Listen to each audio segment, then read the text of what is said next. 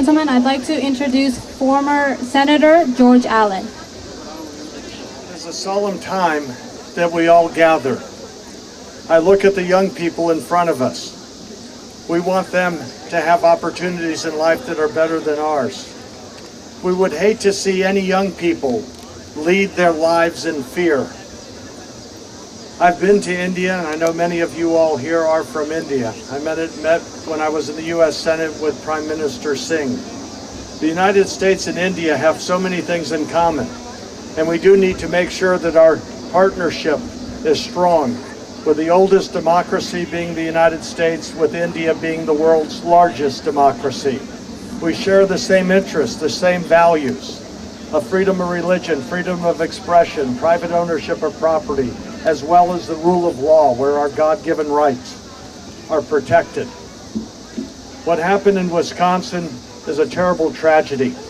My wife, Susan, and I, and all Americans, deplore what happened with those despicable acts attacking that temple, that house of worship, where good people were peacefully worshiping as they have the right to do with their belief. From Tunisia after World War II, regardless if your family has lived in this country for 400 years or 40 days, all of us stand together in prayer for those families who lost loved ones. We stand together in prayer for the recovery of those who were injured, including the police officer who bravely came to the scene of the incident and was hit. And all of us stand together in deploring and condemning anyone in this country who would ever dare to injure or in any way diminish the opportunities of every American to live up to their God-given rights, their God-given talents, and their God-given rights to freedom of their beliefs and worship. Thank you all for standing together. You can count on me. Next, I would like to introduce Puneet Aluwalia. He is the Vice Chairman for Fairfax County Public Committee. Waheguru Ji Ka Khalsa, Waheguru Ji Ki Fateh. By the way, I want to commend everyone to come here, and especially the organizers and all the leadership of the Sikh and the community all over the U.S. And ever since the incident happened, I reached out to the Republican leadership of Virginia, and everyone supported. Governor George Allen, who has been a very important and instrumental role in my personal life, was one of the first people who gave a statement in support of the Sikh community and the Indian American community. And I want to thank David Ramadan and Dick Black, who are here to support. And with further ado, I would request Congressman Arthur Davis, who's here with his wife Tara, to come and support this tragedy in our community. Arthur. Thank you, Puneet.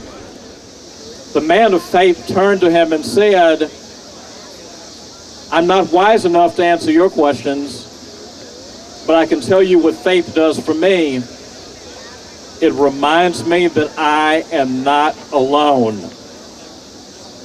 My brothers and sisters, let the magic of this moment be a testament to the fact that you are not alone. It may have been that one Sunday ago, darkness flourished for one moment and extinguished lives, but those individuals aren't alone. And this community is not alone, because the power of our faith is that it tells us there is a power. And we may all name that power in different ways. We may all worship that power in different ways. But it's a power that lifts us up and guides us in the darkest of moments. Up next, I'd like to introduce Paul Monterio, Associate Director, White House Office of Public Engagement. Waheguru Ji Ka Khalsa, Waheguru Ji Ki Fateh. I won't speak to you long because you've heard some eloquent speeches already. I just wanted to come out here and show solidarity with the community. The community, not simply the Sikh community, but all Americans that are here tonight and across the country honoring what we lost last Sunday. And in a week where we've seen the worst of the human spirit in the violent and senseless actions in Oak Creek last Sunday, we've also seen some of the best of the human spirit in the diversity of faiths that have come together and said, we reject anyone that would target anyone because of their beliefs or the color of their skin or their last name or what they look like. And we stand together as Americans. You've seen the president speak out on several occasions over the past week, as recently as Friday evening, where he said an attack on any American of faith is an attack on all of us.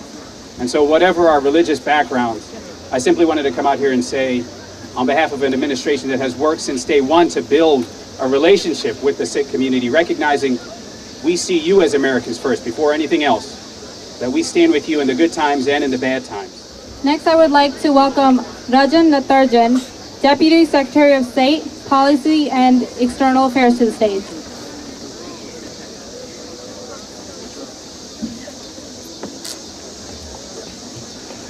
Good evening.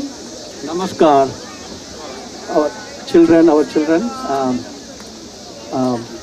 Mr. Raj Singh, Mr. Guru Singh, youth leaders of Washington metropolitan area, religious leaders from various communities, ladies and gentlemen.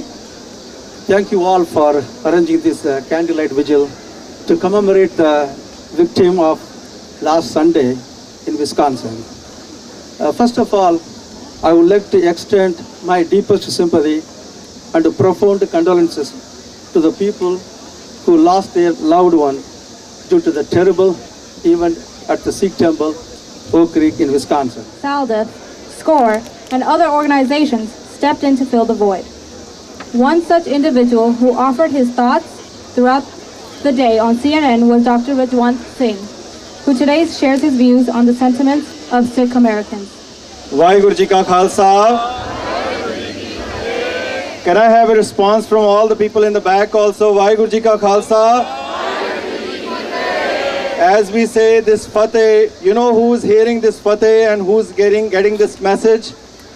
The people of Wisconsin. I was there on Thursday night and I went to the house of President Satwan Singh Kaleka and met with his wife and his family. What a dignified way of them leading this community in Wisconsin. Satwan Singh Kaleka died protecting other people. Did he die as a Sikh hero or did he die as an American hero? I want to hear.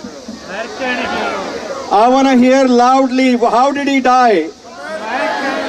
He was an American hero because he protected the lives of other Americans. Satsangat ji, it is what makes our community strong because we don't only work for ourselves. Now I just want everybody to repeat the very first hymn that Guru Nanak Dev Ji told us, and I want all the non-Sikhs to hear. The very first prayer every Sikh does every morning.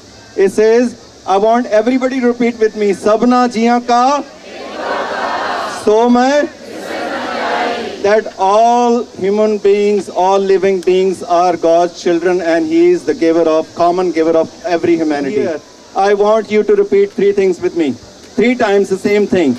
I want you to say, thank you, America. Thank you, America. Thank you, America. Thank you, America. Thank you, America. Thank you, America. It is all Americans who have come together as a nation. This is the finest moment. I just told Senator George Allen, this is the finest moment of America, where a community which has been here from last 100 years has contributed immensely for the strength of this nation. And I'm reminded of that story of Sardar Joginder Singh 100 years ago when he wanted to cross this nation, cross the border. He was told that if you want to cross the border, you can take off your turban and we will charge you $200 to take you across the border. He said, no, I don't want to take off my turban. And they said, well, then we will charge you double. You will have to pay $400 to cross the border. And guess what? Joginder Singh paid $400. He kept his turban on and he crossed the border. And later on he became a farmer and cultivated this land. That is the legacy of this community. For the first time in recent history, the Sikhs have come to the forefront in the media attention and recognition of politicians. Both presidential candidates offer their sympathies to the Sikhs and their condemnation of the acts of a coward whose name I refuse to say. In particular, Gurjwan Singh, along with others, have written a memorandum to the sitting administration. Ladies and gentlemen, Gurjwan Singh.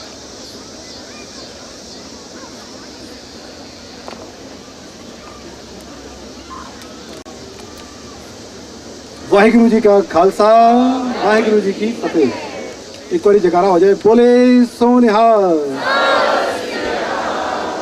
Dear friends, historically we have been targeted by different people since the travel of Guru Nanak around the world.